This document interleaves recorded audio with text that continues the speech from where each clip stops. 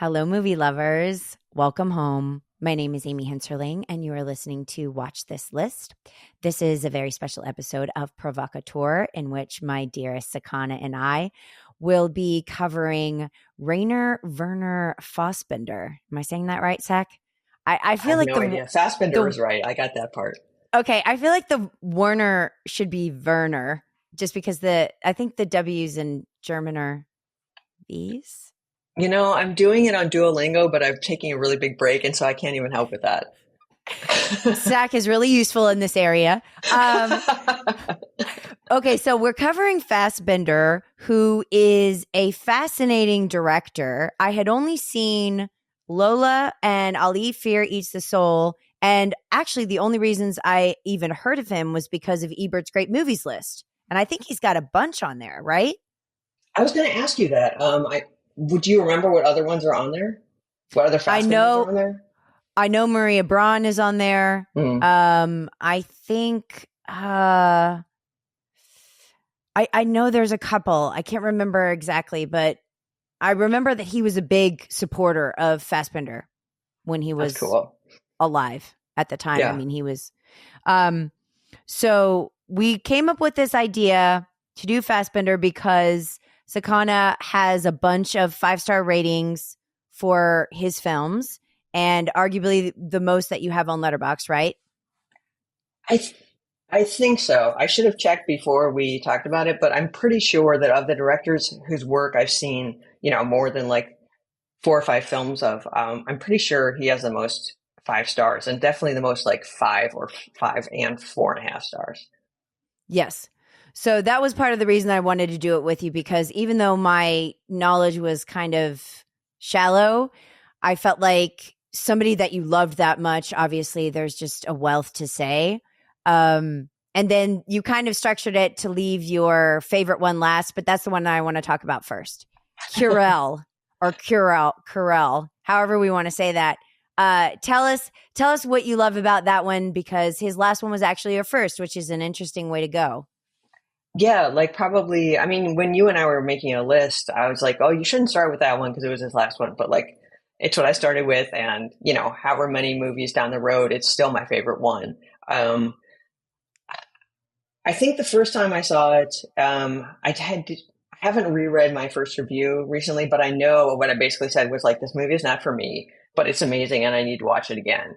And I think it might have been sort of the most aggressively gay male story that I'd seen to that point. And that was that was what made me think, okay, well, this isn't really for me, but watching it from the outside is something in which I'm really interested, in terms of the movie. And it's so like the artificiality of it really appealed to me. The fact that it's like sort of candy colored and it's always, sunrise or sunset. Like it's so, the embrace of artificiality really appealed to me. And that's kind of the thing that you liked. So the thing that you liked the most about it is the thing that turned me off the most, which I think is so interesting, because the way that they talk is very like, it's OTT, right? It's like very elevated. And it's like, come on, what are you doing, man? Like, it's just very almost aggressively enthusiastic. And I thought that, I don't know, I wanted it to be taken seriously.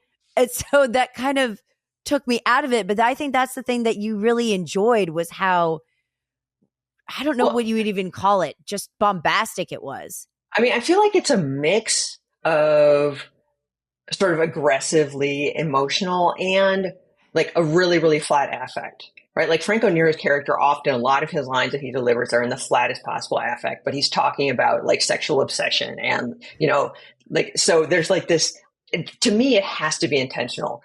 The contrast between his words and his affect and his manner. But yeah, like I totally get why that would be incredibly off-putting, especially when you, to me, compared it to like watching a badly dubbed spaghetti Western. I was like, oh, I know exactly what you mean. I've done that a lot. Or like Giallo. Yeah, exactly. Yeah. So I feel that, but like, to me, it's so carefully constructed in this case, that it's all part of the package. It's all part of this, like, it's like a candy box or something. Like it's a movie full of horrible people and violence and sort of manipulation, but it's also a world that is granted this like wonderful shiny veneer, and it's like it's a world that is turned fantasy. And I have not read the Genet novel or novella, so I don't know what it's like on the page, but like the fact that it's this entirely gay, I think there's one female character, an entirely gay male world that is sort of turned into this achingly beautiful fairy tale, in terms of like the visuals and the style. Like I find that very moving. And it's not that Fassbinder's lying to us about any of the characters, right? He never does that. He never tells us people are better than they are. But just the fact that he grants those people this beautiful space in which to live and move, I just think it's so. It feels very generous to me, and I have no idea if Fassbinder would have said that. He would probably be like, "What are you talking about? That's nothing like what I was trying to do." But to me, that's how it feels, and I find it very comforting. And it's difficult for me to say that about like any other Fassbinder movie, but I just love sort of going into that space and sort of spending time with it. Well, I was going to say there's two thoughts that you just sort of inspired in my head. One of them is that basically the movie is the magic hour. Like visually, exactly. I would characterize it as the magic hour because it's just always has this golden hue. And then two, when you brought up the novella, you reminded me, oh yeah, that's the other thing that's very jarring. It feels disparate, but maybe to you it's complementary, where you have this brazen language where people are very blunt and matter of fact in their speech. And then you have this literary language where there's this omniscient somebody narrating. And I don't know if you agree, Sack, but I thought his voice sounded exactly like Robert Stack. And so the whole time I was thinking of Written on the Wind. Yeah. You know, I didn't think of that until now, but I can hear it in my head. And yes, absolutely. Oh my gosh. Because Mark was telling me, Datavio was telling me that he did an episode where they covered Curel with Guy Lodge, and they literally could not find the credit for the narrator. Like, really? He is not, that guy is like, nobody knows who he is. So I just say he's Robert Stack. But anyway, I think it probably was Robert Stack. It must have been. Because he was Fassbinder was such a Cirque fan. But so there's this literary quality as well, and the title cards. How do you feel about how those elements just kind of come together? Like, how do you feel that they gel? Whereas I felt that they were in opposition. No, I think your guess is right. To me, it's all part of that package. And to me, it's a seamless package. Like, nothing about it is real. Nothing is attempting to be real. And like the omniscient Robert Stack voice is, to me, further granting this outsider world, you know, a credibility isn't the right word, but you know, it's giving it this grand platform, and it's treating it like it's some sort of, you know, legendary situation or myth. You know what I mean? It's like, it's sort of giving it a status that it normally does not have. I just think like it's a movie that to me is pretty much perfect. Just the way the pieces fit together and the construction and sort of just the audacity of it. Like there's no way he could have made this until he did, you know? I mean, it's such an abandonment of any degree of realism, which he had done before in terms of like narrative. Like with Third Generation, like that's not realistic. It's like this slapstick stuff, you know? But like, I don't know. It's just, his entire career is audacious, but to me, this is so unbelievably audacious and so completely successful. It's definitely the most provocative if we're talking about like to say, I think that out of all of them, this is the one that stands out to me. Besides perhaps Fox and His Friends, actually. I think the end of Fox and His Friends is perhaps the most where I was just like, geez, like, you know, it really hits and it goes. I'm not saying that, I don't think it was an unexpected direction, but you're kind of like, man, he really went there and like took this idea to its full fruition and then just kind of leaves us in the dirt. Yeah. And like so much of his work, I think, does that. You know, like total lack of regard for making anybody feel good at the end of the movies. And like, so I guess that in itself is provocative, but also the fact that he engages with gay themes is something that becomes like automatically provocative, I think, especially something that he talked about. And I'm sure we'll talk about him as a person, right? Because there's a lot of awful, like undeniably awful behavior that he sort of exhibited on set and off set, and like things about him that are incredibly unappealing and problematic with a capital P, right? And one of the things that he talked about and that he was criticized for is sort of the way he depicted women and the way he depicted gay men or the gay community, though I don't know that he would argue that there was a community. And to him, it's like, I'm just showing them like they are. I'm affording them the respect of not putting them on a pedestal, of not saying these have to be the good characters, you know? And I think that also, at the time at least, and probably today to a degree, is provocative, regardless of the film. And I think that there's, I mean, to a certain extent, it's like, I take his viewpoint seriously in so much as he's part of the group that he's describing. I feel like it's, you know, if he weren't, like we were talking about, if he weren't bisexual, commenting on abusive relationships with women and then also the male relationships, right, especially in Fox and his friends, you would, I mean, he would be discredited right away as being, but it's weird to discredit someone who is a part of the community as not representing the community correctly. So it's like, what, I don't know what way people can win is what I'm saying. Because it's either you're damned if you do, damned if you don't. Well, and plus he's so often implicating himself in those movies about the worst people. You know, like Fax and His Friends was dedicated to Armin Meyer and all the rest, you know, which is positioning himself as the abuser, as the exploiter. And like, as you say, he's part of that community, if he would call it that. And he is the one who's perpetrating those things, you know? Like, exactly. I think that, like you say, it's hard to argue that he's doesn't know what he's talking about. Right. Or at least I think to discredit the representation and say that it's misogynistic or whatever term you want to put on it, I get it. But at the same time, it's very real to him. And I think that he's wrestling, at least. You know, there's so many directors where we talk about this. Lars von Trier and Sono are two of them that are recent in my mind, where it's like Dogville is very similar to Curel, where it's this completely artificial, basically a stage, you know, a set where it's clearly fake. There's this narrator, but he's saying something through that artifice, which I think he's saying in Curel. So these people are wrestling with their own demons through art. And I don't see why that's a bad thing, even if it's not perfect. Yeah, I agree. I mean, there's a fair amount of writing, I think, about Fassbinder treatment of women, and I am not informed enough or not confident enough to say that he does not have misogynistic depiction of women. But I agree with you. Like, he's wrestling with it, and I think he's pretty frank about it, especially considering how much of himself he puts on screen and how firmly committed he is to not treating himself well. You know, like there's a quote, I think some review that I recently posted, I mentioned an interview in which he was asked about the suicide of his former lover. And they're like, wow, why are you making a movie about this? He's like, basically it was like, that's the obvious way for me to process emotions and to deal with my problems.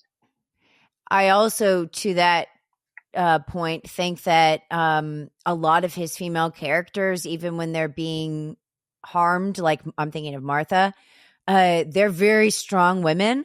Maria Braun is very strong. Lola is very strong. Even Petra is very strong in her own way. So I don't feel like this is a person who thinks less of women. Maybe, you know, this is like very fine line, right? Where we get between art and the artist, you know, what he thought in real life but just purely based on his artistic expression and based on the films. Okay. Mm-hmm. I don't get the sense that he felt that women were weak, or that they didn't have agency, because he shows that so accurately. Yeah, I agree. And if nothing else, they're complex, like three-dimensional characters. Yes. And I don't know if you want to talk about it now, but we both, Marriage of Maria Braun is one of my other favorites, and I know you really like that. And I think when I was reading up on it after viewing it this time, I encountered a bunch of stuff talking about how she doesn't have any agency because she's sort of building a life for a man. And I just so strongly disagree with that. And I feel like as you said, like everything you see of her is like just strength and determination and like self-determination and like joyous self-determination for a lot of it, you know? She is like, she goes against a lot of like, if you know, the he's just not that into you sort of thing where they're like, women should be like this and don't upset the man. And she's like, you will call me Mrs. Braun when she's literally with her lover. And she literally like kills her other one. I mean, this is a person who is doing whatever she wants the entire film, like not just for part of it. You feel up until the very end that she has completely paved her own way. I do not at all think that she felt any pressure or codependency. No, none. I totally agree. And she's like very much, at least at times, assuming a traditionally male role, right? She's the one who's building the life. She's like, I'm going to make us a house. Like she explicitly like takes these responsibilities. And the stuff about the deal between the men, I think some people have seen as like depriving her of agency. But like, again, she's the one making the choices within her environment. I just think she's an incredible character. Like I love that character. And I love how her defiance and the pleasure she takes from so much of what she's doing, living through this incredibly difficult time. Right. No. And also how could they say that? How could anyone say that it's denying her agency when she literally didn't know about it? I'm sorry, folks, but like in life, things happen and you don't have control over them. That doesn't mean that you're denied agency. What could she have done? Like that's, come on. Yeah, no, I agree. I think that's like one of my, I feel like she's one of my favorite female characters, like ever. Yes. And definitely my favorite female character in Fassbinder for sure. She is so truthful. Like, she wants everyone to know where she stands all the time. It seems like she doesn't even worry about hurting anybody's feelings or anything either. Like she goes and sees Herman and she's like, yeah, well, we're going to be together and this is all for you. And then when she's a mistress, she's like, this is, I'm your mistress, but I am not going to marry you. And she says things that like nobody would say is a good idea to say in those situations. Yeah. So I just respect it. So I really found it to be so refreshing, the way that she carries herself. Yeah. And she works really hard. Yeah. And she, one of the things that I think is most wonderful about her is that when I feel like I want to say there's a tradition in cinema, which is probably the wrong word, but like we have seen many women who have sex with other people in order to establish their lives or get money for someone that they truly love, right? Or they have to get saved from that life by someone that they truly love. And she is not only, having other sexual relationships, but she's taking pleasure in them. Like she's very frank about the fact that like, this is fun. Like I like this person. I'm like, I have a great time with them. I'm not going to marry them and I'm not necessarily in love with them, but like, I don't feel guilty about this. This is a thing that I've chosen to do and that I'm going to appreciate while I'm there. And she also says something like, you're not having an affair with me. I'm having an affair with you.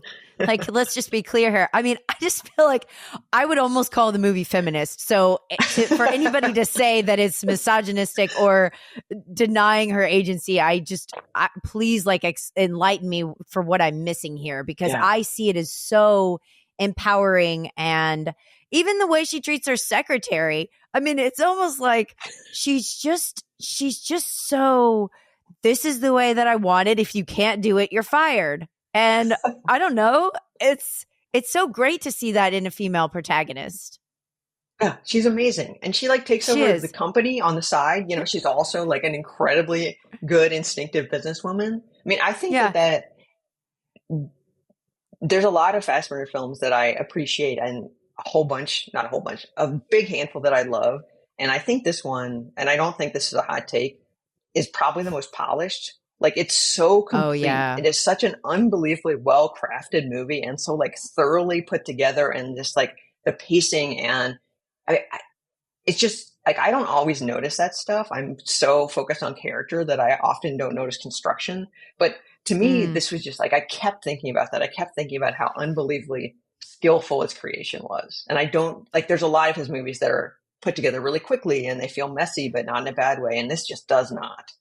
No, this is almost like, it's like every shot looks like a museum or like I honestly, to the extent that you felt this, and I agree, I also felt this with Bitter Tears, where, I mean, in that one, it's confined to that one apartment, but every shot is so beautifully just where everybody's placed, the blocking, the framing, the mirrors, the flowers. He just has this spatial awareness and sense of the beauty of you know, a shot, you know, the constraints. Orson Welles said something about that, like creativity is born out of limitations. I feel like Fassbinder understands how to optimize limits. Yeah, that's really well said, and both physical and financial, probably. Right, and emotional, even. Yeah, too. yeah, totally. That's a really good point. Yeah. And I wish that I had seen Bitter Tears more recently, but I still remember, like, I can picture that room, you know, like how crammed it is. Like, it's like there's certain, certain images, visual images or like mental images, like reading a book, that I have a visceral reaction to that make me feel like almost sick, like overwhelmed. And being like, I imagine being in that space would be like that. It's just like, oh, like there's just too much there. Right. And it's because I think her level of feeling is so much. It's like overwhelming, overflowing, that it has to be there, or it's just she's just too much. Like, she's going through so much in that movie. And then at the end, it's not even just confined to the apartment. It's confined to that piece of carpet. Like, you know, the last 30 minutes are just that one very, very tight space. So we're just getting we're getting tighter and tighter and tighter as the movie goes on, I think. And I think Fassbinder, stylistically, something that he frequently uses to either separate or confine his characters are windows and mirrors, or sometimes walls. But you know, you can often see through them, and often it's like sort of etched glass, like in Corel, there's etched glass of obscene sort of classical Greek imagery on the windows.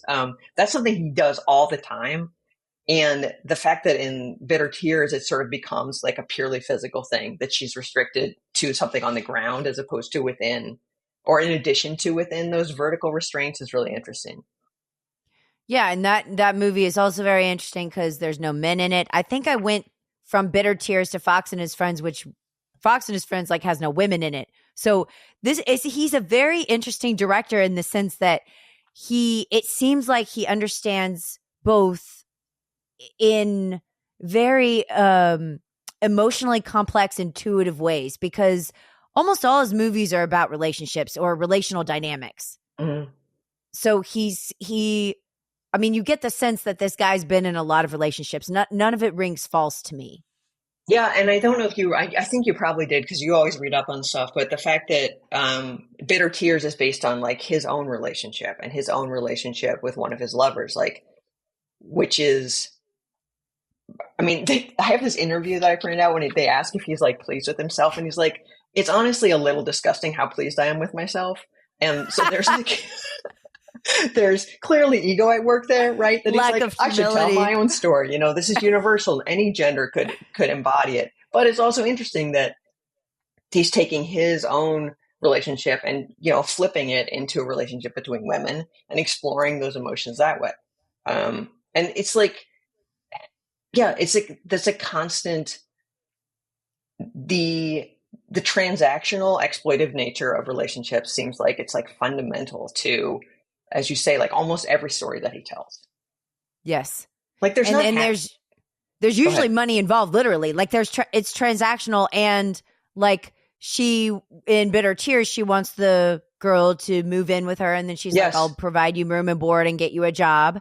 Fox and His Friends is the most explicit just because he wins the lottery. But I mean, you're right, the transactional nature. And then I think there was a quote I read where he said that he's very interested in the exploitation of feelings, how feelings are exploited. Yeah. by others. And also maybe exploitive at the same, also like the obligations that they entail. Right. I mean, we like the marriage of Maria Braun, right? Like those relationships, like the main ones that we see are purely transactional, and we don't really know what her relationship with her husband is like. Third generation, there's one sexual relationship that is transactional, but it's exploitation of emotion as opposed to romantic relationships, right?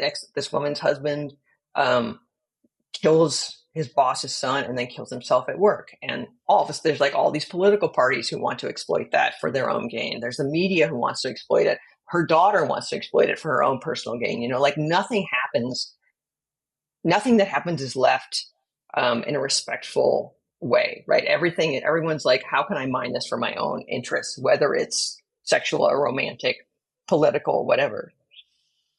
Well, and the good news about Fassbinder is at least I feel like it's accurate. Like nothing ends well because it shouldn't. Yeah, totally. You know what I mean? Like one that I think is so fascinating in this way is Martha, because Martha seems like that one to me feels the most confessional, where it seems like he's telling on himself, maybe both as, I don't want to get into like Lanthimos territory here, but like I almost feel like what's his name, Helmut, the husband in Martha is like him as a director, where he's like, I want everything out of you. I don't want you to answer your phone or talk to other people. Like you're my actress. And so I got a lot of that out of it. I don't know if you feel that way. I have not rewatched it recently enough, but yeah, it's so interesting because he talks about himself again in this interview that's from 78. He talks about how as he got more confident in his filmmaking, he became more and more comfortable just hiring people who know how to do their jobs. So he could, like when he starts working with more internationally known actors, for example, or people who work behind the scenes, like cinematographer, the lighting guy, gaffer, whatever, like they can go do their job. He doesn't have to control them. But at the same time, as you're saying, like he also was incredibly controlling of the people around him, both on and off screen, and the idea that is sort of revealed in this most unhealthy relationship is really fascinating. Yeah, because he wants her to read the boring book because so that she'll understand him. He wants her to listen to his music. It's very much a gaslight sort of movie, except for I feel like she knows that he's not really hiding the fact that he's completely trying to change her personality so that he can like her more. But I feel like there's more there than just like abusive, toxic, masculine guy. I feel like there's a lot more going on about control, because that's another thing, right? Control and manipulation is constant in these movies. Yeah, absolutely. And I feel like, again, it's almost impossible to talk about Fassbinder, to talk about his films without talking about him, because he's so overtly put himself in them. But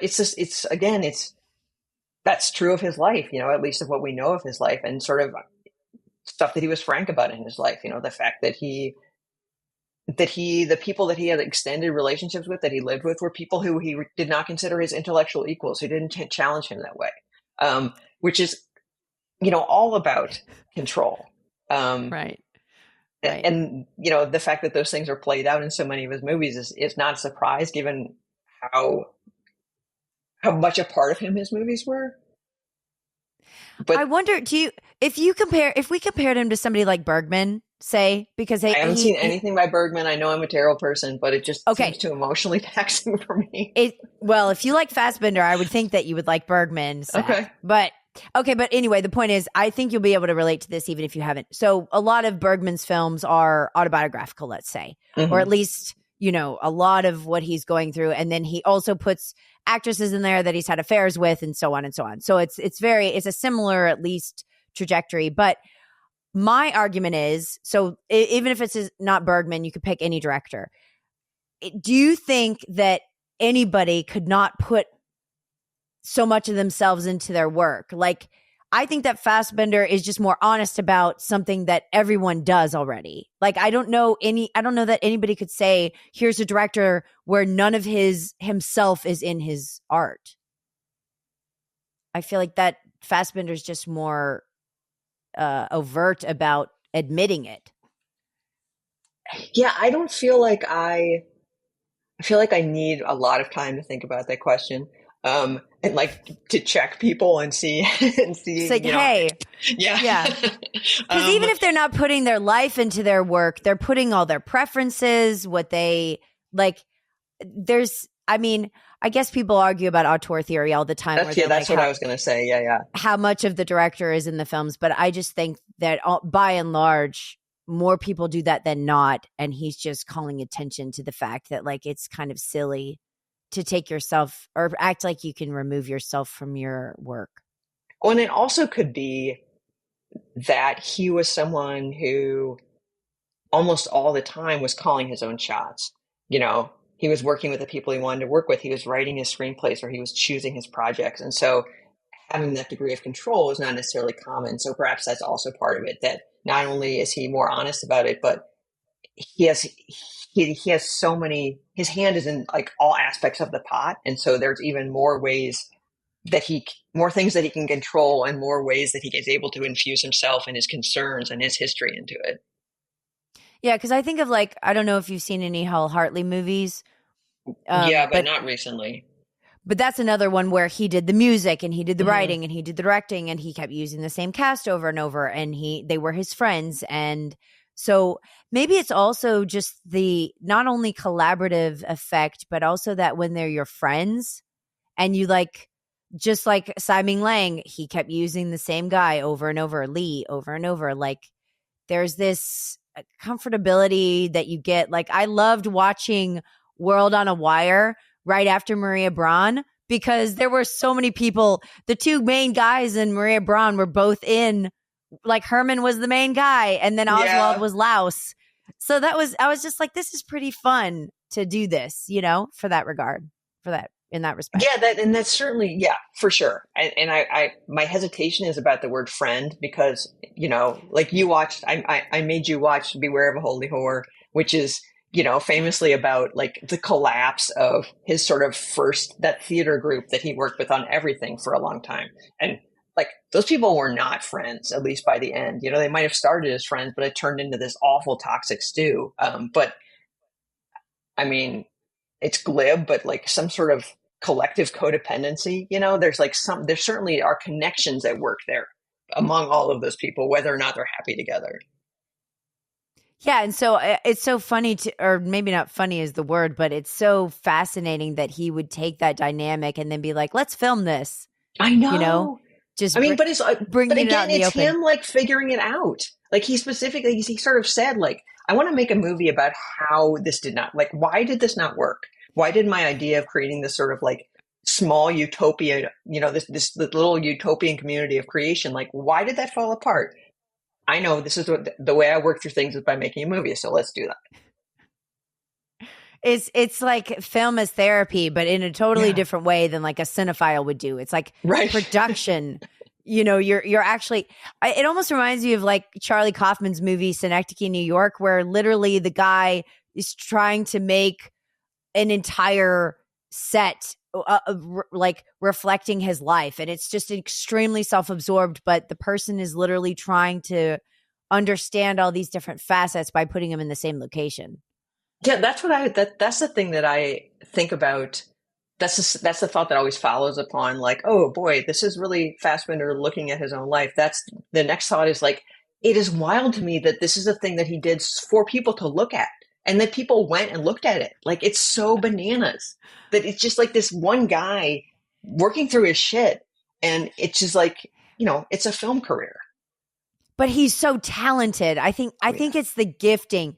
If he weren't able to do that cinematically, forget it. Like he would just be a guy that's like with a visual diary, basically, But he, as he went along, I think he honed in on the craft part of it. And so these things are just beautiful. Even though Martha is pretty painful thematically, it's just a beautiful movie. And he does know how to keep you engaged narrative wise.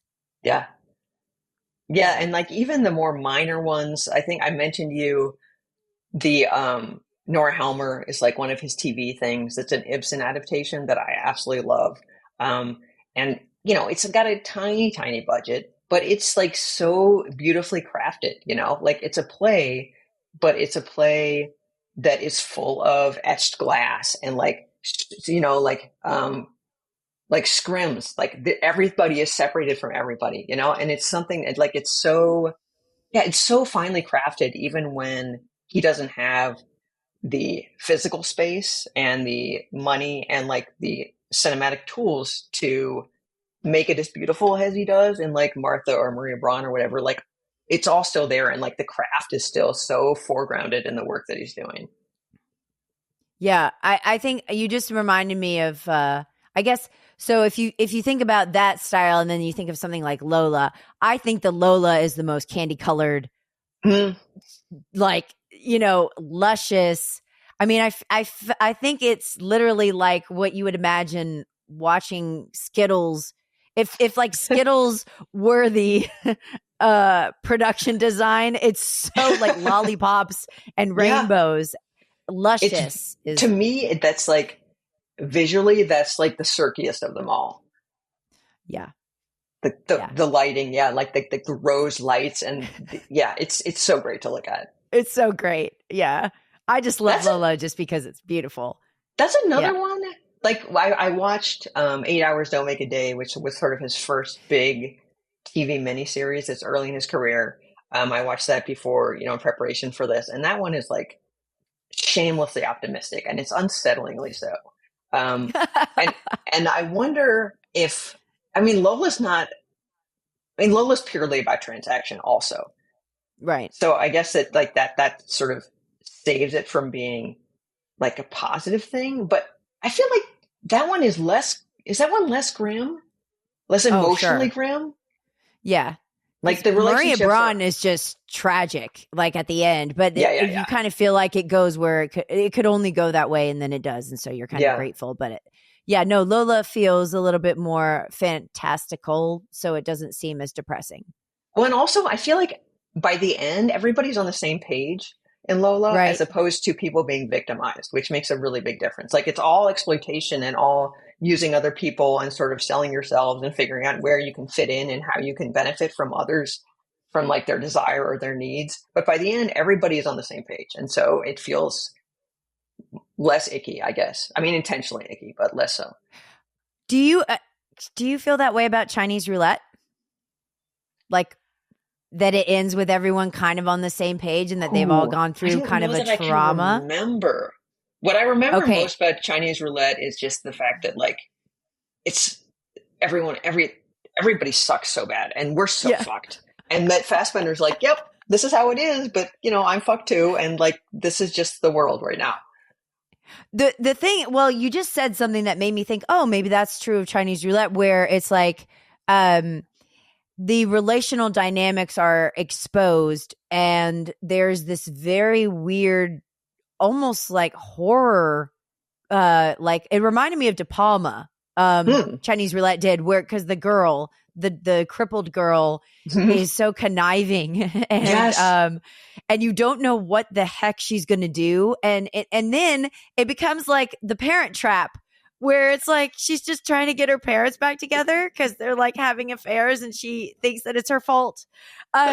So it's like a horror Parent Trap, like and then there's like a gunshot at the end, and you don't really know where it went. And but I feel like at the end, everyone is at least on the same page, and the truth has been exposed, and it's actually healthy.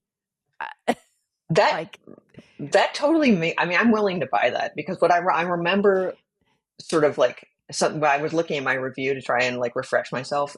There's so much in it about it that is like aggressively false. The relationships, the sort of pretending to be attracted to each other, pretending that they're in love, pretending that they're this and they're that. And so if it ends with like those things laid bare, like how can that not be like a relief on some level? And then the parents actually come back together and the lovers leave, and I feel like the like whatever it is she wanted happens, sort of, even though they leave so much wreckage in the wake of that. But yeah, your review did say something about, I like how you said that they can't even be happy with their lovers because they're just acting out what they think affairs look like. Yeah. So it's like there's just no sincerity anywhere. Right. Yeah. It's like, yeah. I was gonna, and also it's like horror Parent Trap, but like with Nazis. That's a thing that we haven't talked about, and I don't know that I'm equipped to, but like, that's another thing that is like a non-personal thing or a less personal thing that is a constant presence in his movies is like You're right. Post-war Germany. And like, I've read a lot about it, but I don't think I know I do know the history. I just don't think I have enough of a grasp on it to like analyze the films from that perspective. But, you know, like what happens in the post-Nazi world? How do they grapple with that past? How do they grapple with the present? How do they grapple with the fact that that Jews are still in Germany, and how should they be treated? And how should ex-Nazis be treated? Like, that's something, in addition to like the trilogy that's all about the economic miracle, you know, that's something that's constantly there. Well, I was going to say the only one that I couldn't get to that I wanted to was Veronica Voss. I know that's one that you weren't like crazy about. So what was it about that one that you felt? Oh, okay. Because I remember you were that one you were like, you didn't want to recommend it to me necessarily, but you gave it 3 stars. So I know that it wasn't one that you were. It was one of my, and like 3 stars for Fassbinder to me is like not liking it. Still good. It's still good, but yeah, exactly. Like 3 is like the low end of Fassbinder for me. So they're all really good. I wish that I'm sorry that I don't remember it well enough. Well, I know that one has to do with Nazis. That's the only reason why I brought it up. I just haven't seen it, but I know that has to do with Nazis and like Sunset Boulevard. I feel like it's like the aging star. That's a really good pitch. We're gonna have to watch it now. Maybe I'll watch it and then put this episode in the post for that, because I do feel like I need to see it. That's a good idea. I don't know if I'll rewatch one too. I don't know if I'm going to go for that one, but I'll rewatch one also. Okay. Well, and that one was towards the end as well, because it's Veronica Voss, Marriage of Maria Braun, and Lola are considered that little trilogy that you're referring to. Yeah. And then the other one I think that you watched that I didn't was In a Year of 13 Moons, right? Mm-hmm. Which also, that was one that I suggested or that I wanted to watch because of the provocative element of it, because it's about a trans woman and who commits suicide. And it was sort of created in direct response to the suicide of Fassbinder's former lover, Armin Meyer, I think is what his name was. And his former lover was not trans. Like that's not something that was part of his life. But I mean, Fassbinder explicitly said, like, this is him processing the emotions and like trying to, you know, get his lover's pain on screen and to work through it, because he did not treat the guy well. Like in this interview that I keep talking about that I printed out, he's like, yeah, I've been living with this guy for 3 years and it is a very difficult relationship. Like he didn't treat him well. This is the guy that Fox and His Friends is like partially dedicated to. Like he's like a lower class guy who was pretty and was like put in some movies, but was, you know, they had an unequal relationship.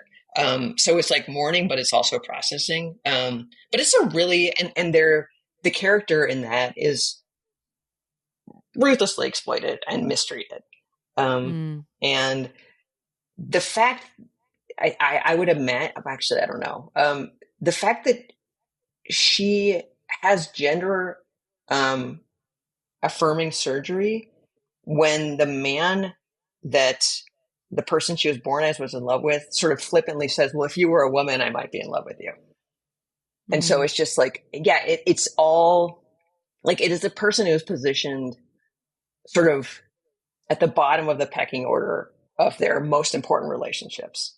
And it is ruthlessly, unrelentingly sad. But it also is visually incredibly well done. And the performances are incredible.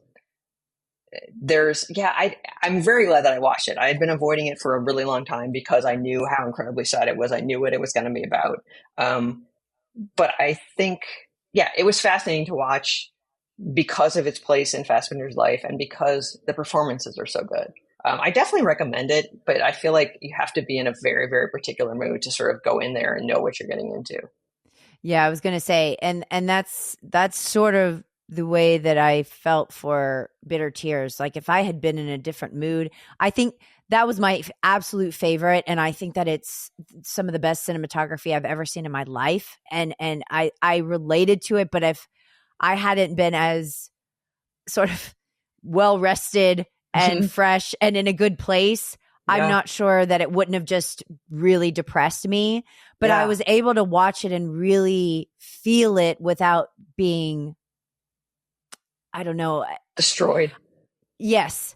I had enough detachment, but I also felt very moved by it. And I think there's a lot of emotional sincerity in there of how people use people and what our expectations are. And they just say it. You know, it's like that movie is like things that you think in your head when you have been broken up with and you're thinking, blah, blah. She just says them out loud. And it's very cathartic in that way because it feels like it's like post breakup, but the person's sitting there listening to you sort of hash out all your feelings. Do you think that either that sort of frankness, the like unearthing of things that are usually remained hidden or buried, or the incredibly impressive visual style, do you think either of those helps you achieve that emotional distance that you need to not be completely destroyed by the movie? Or do you think that the way you responded to it emotionally was not related to either of those things? No, I think that it's definitely that it's so competent. It's so clean. And so for me, when a movie is like that, where it's just superb on a technical level, I'm able to be at ease because I'm not stressed out at how much I don't like the look. Or the sound. I'm so sensory about film. So if something is off, and that's why Curel, it's kind of funny because I think Jetta thought that I would hate the movie based on the content because it was so in your face and very like, I'm not used to watching things that are so explicit, and it wasn't that. So I think it's funny because the thing that took me out was really the dialogue style. And so you never really know. So to your point, it's kind of like, I guess for Bitter Tears, everything catered to my sensibilities. And then I was able to receive it and meet it where it was at, as opposed to, something get in the way of that. Yeah, that makes sense. I feel like his movies also, in addition to even the cheap ones being like so competently put together, I feel like he does not, like, they're so depressing and they're so like horrible things are happening, but those things are not happening, in my view, to like pull on our emotions, right? He's just showing us the way people treat each other. He's not trying to like grab our heartstrings or make us cry. And I feel like that is one of to me, that's a strength, but also like that's a way that his films are survivable. That like the 13 Moons movie is survivable, that Martha is survivable, that Bitter Tears is survivable, is because he's like not even like, it's like he's not really paying attention to us. He's telling his story. Yes. Which I always prefer. I don't really want to be manipulated. I don't want to be emotionally manipulated, and I don't want them to hold my hand and act like I can't follow a basic plot. If I feel like something is over exposition or just giving me way too much as though I can't follow, it's so insulting. But I think you're right. I think he comes at the point of creation as respectful of the audience's intellect and or not thinking about us at all, and just coming at it with his own respect for his own intellect. So he's literally making the movies that he wants to see. Yeah. And he talked about how like all of this, what movies could do, and movies can, encourage someone to go find information about something, or encourage someone to keep doing a thing they're doing, or make them rethink something. But it's so much of it is like intellectual responses that he is imagining or that he's seeking, which I think you can see in it. Like, even though his work, there are so many emotions on screen, he's dealing with intellectual issues at the same time, or his own emotions that don't necessarily involve us. Right. Yeah. And I think that he is making them for whatever he considers his level of intelligence is and receptivity. I think that he's good. So if you can get on that wavelength, it's so satisfying. Yeah. I feel like because you feel like you understand sort of like a secret thing that might be a little bit more inaccessible to just the average person until they really immerse themselves into it and get the rhythm. I was going to say, so of all of these, I want to end by talking on World on a Wire, because that one you did give 5 stars to as well. And I think that was way ahead of its time. Like, as I was watching it, I thought of so many movies that have taken from this that it just has never gotten credit for. Yeah. I was talking to my dog has his first friend, and his first friend is the neighbor dog. And the guy who lives in that house is like a huge movie nerd. And I was telling, but he's watched mostly American movies. So I was like telling him about Fassbinder. I was like, you know what, you might like this movie. And I told him when it was made, and he was like, whoa, like a sci-fi movie that was made then? Like, what are you talking about? 73, what? Yeah.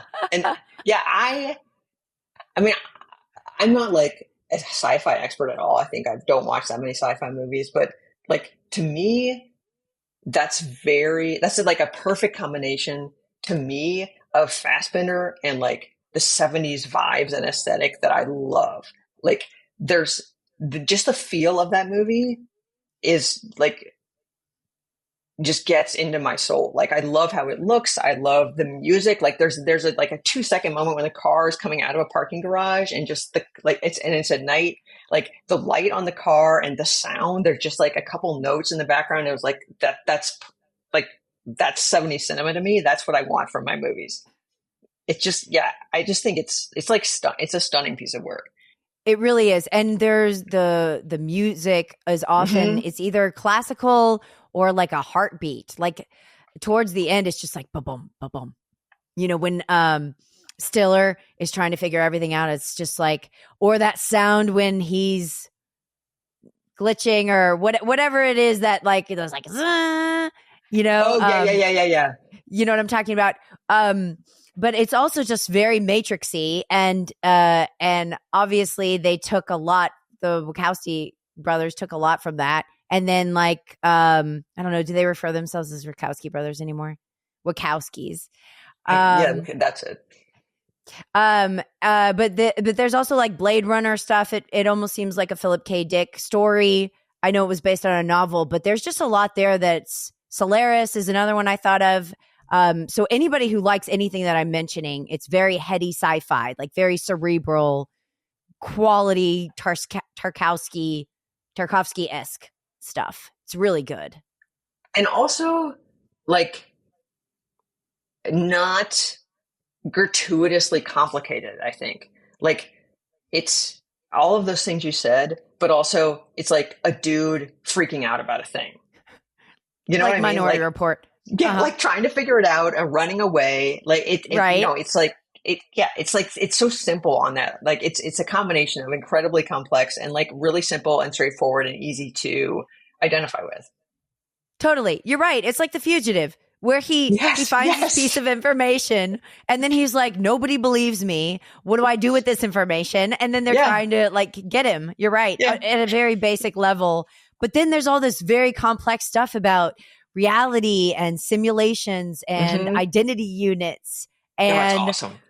I think, and that's, I think he made that as a TV series, right? It was a 2-part TV series. So on Criterion, they split it into part 1 and part 2. But it does sort of, it messes with your mind, but also feels like an action movie. You're right. That's kind of an interesting observation. It's so great. I mean, I put it off for a long time because of the time commitment, but I'm so glad that I finally watched it, because it's also like, I mean, somebody asked me recently to recommend a Fassbinder movie, and I recommended Marriage of Maria Braun for all the reasons we talked about. But I also think that World on a Wire, even though it's long, is also really accessible. I agree.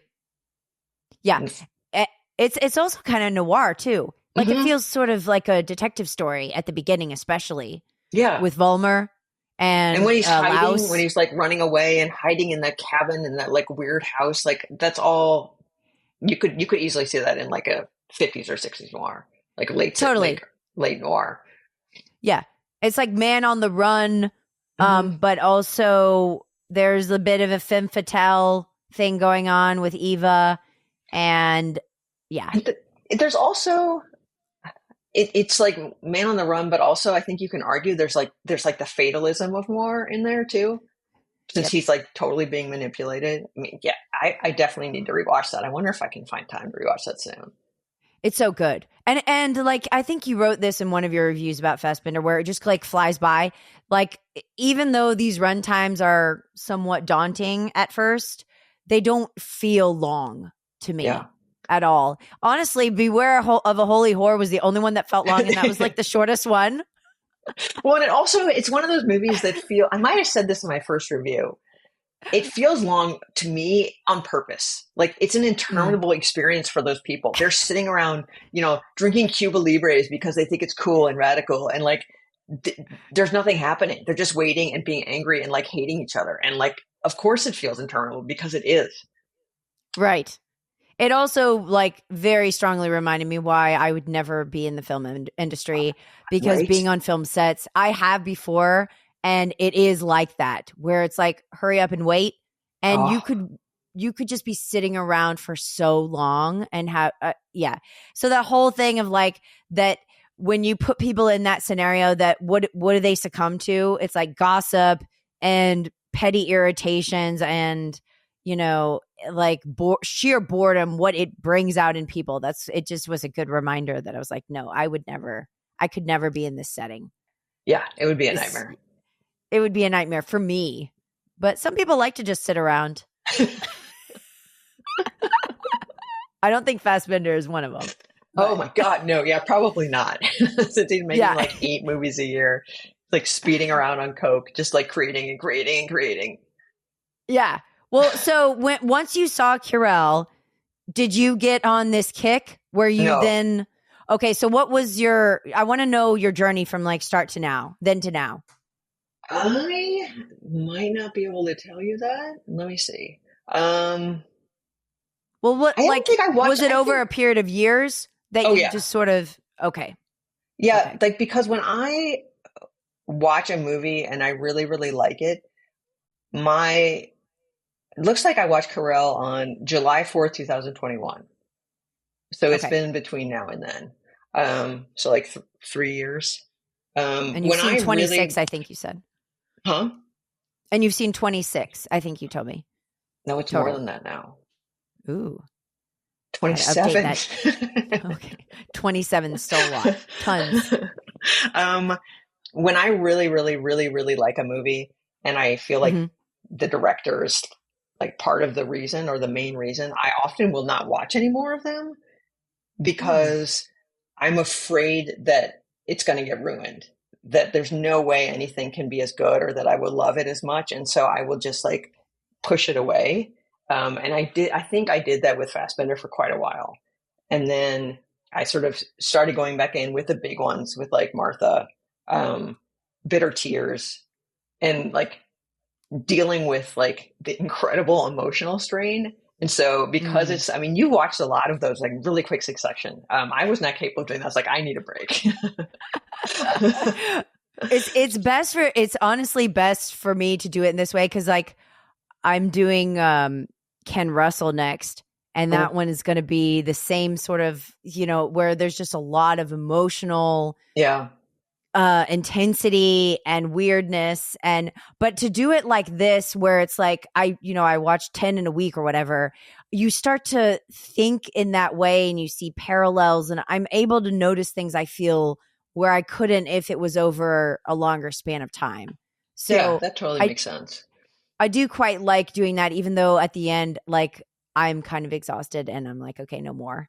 But I think that Fassbinder was very rewarding in the sense that he doesn't come across as phony. Everything that all of his movies are very authentic and sincere and feel like he is trying to arrive at a good place. He's just not able to do so. I don't know. Do you get the sense that he ever gets there? Yeah, I don't know that I necessarily agree that he's trying to arrive in a good place. Okay. I often have the sense with him that he is showing us how awful we are to each other. And we meaning himself very much included in that. He's like just showing us what humanity is like on a character level, since that's like what I tend to be focused on. Right. And there's also like his engagement with politics. I think there's also like a really intense anger at like those who consider themselves leftists, right? Like he, at least in the interviews I've read, he like refused to call himself a leftist because like if I call myself, he says like, if I call myself a leftist in Germany, that means I have to associate myself with one of these ridiculous groups. And like, that's something that's frequently there.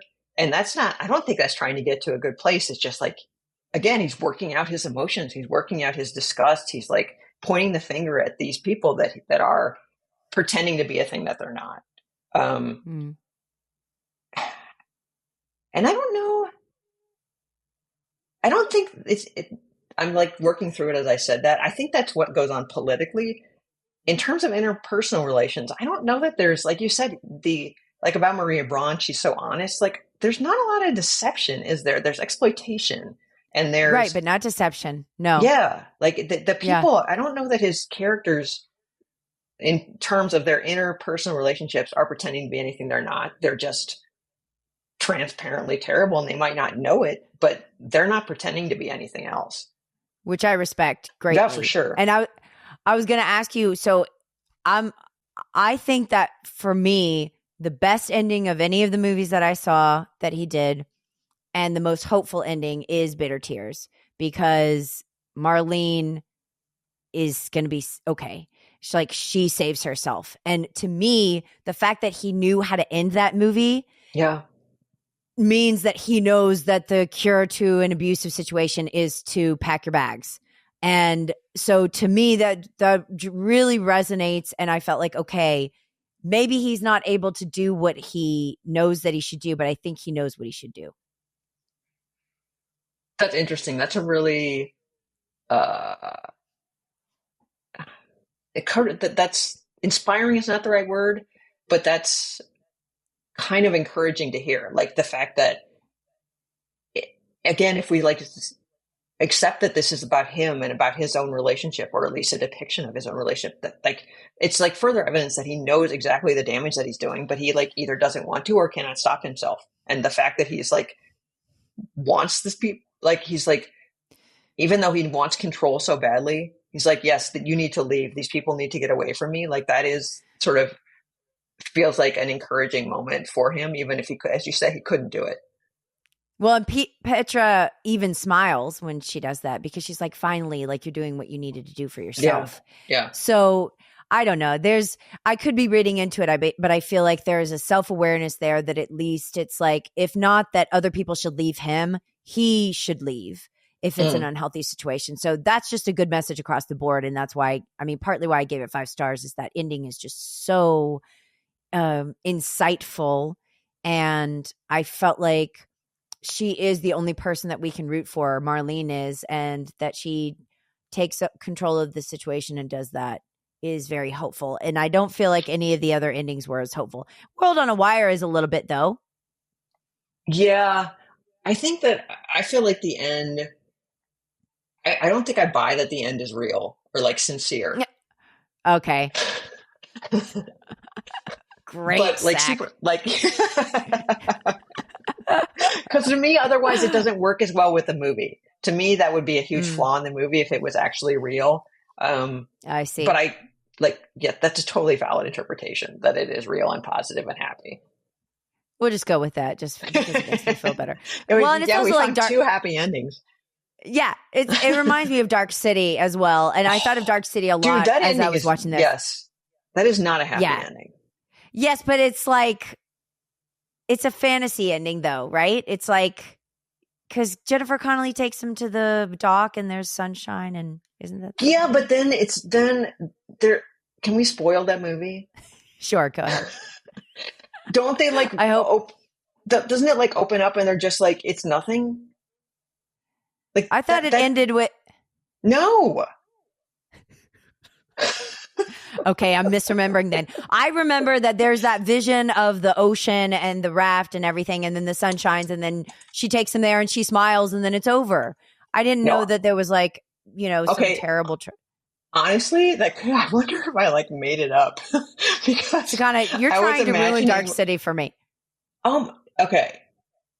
Oh, yeah, I'm trying to ruin it for you because I've totally ruined it for myself.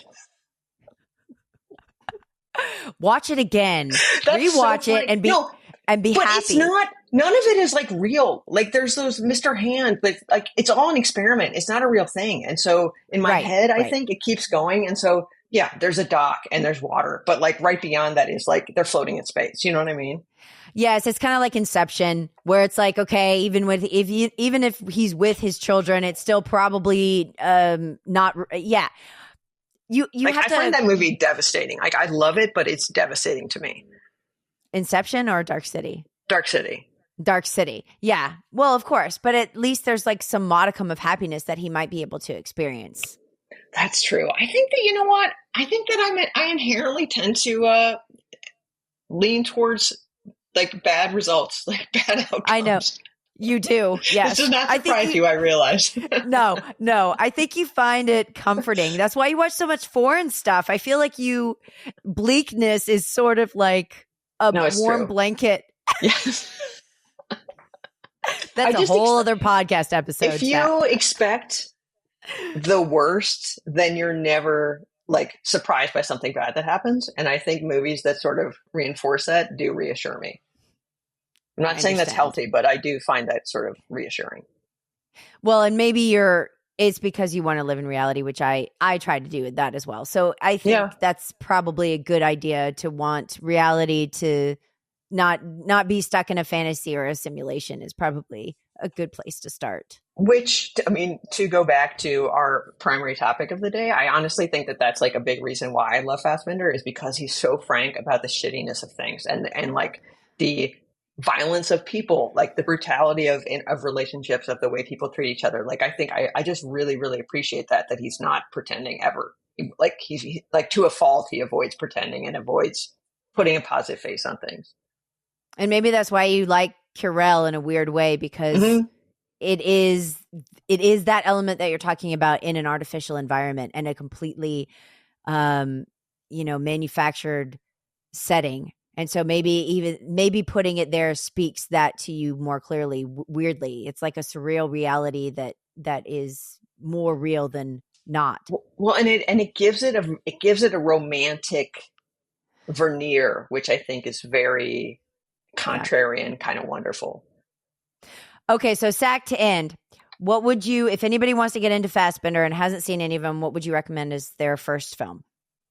I think we kind of talked about it. I think Marriage of Maria Braun is just a great, I was going to say that too. It's just a great movie. And then World on a Wire, if you like sci-fi, that might be a good way in also. Perfect. Okay, so everybody check out Marriage of Maria Braun. It's a fantastic film. It's a beautiful film, regardless of it being like, if you want to just watch a good movie, not just Fassbinder, but just a beautiful movie, check it out. Sack, is that what you would recommend too? Oh yeah, I think that's the most accessible. Also, just from a narrative standpoint, it just makes sense. It's linear. You can identify with it. It's enjoyable. It's not confusing. I feel like that's definitely the best entry point. But yeah, this has been an absolute pleasure. I will watch Veronica Voss, and I think I'll watch World on a Wire again. Okay, perfect. And then we will, you guys will get our wonderful reviews, and we'll see you at the movies.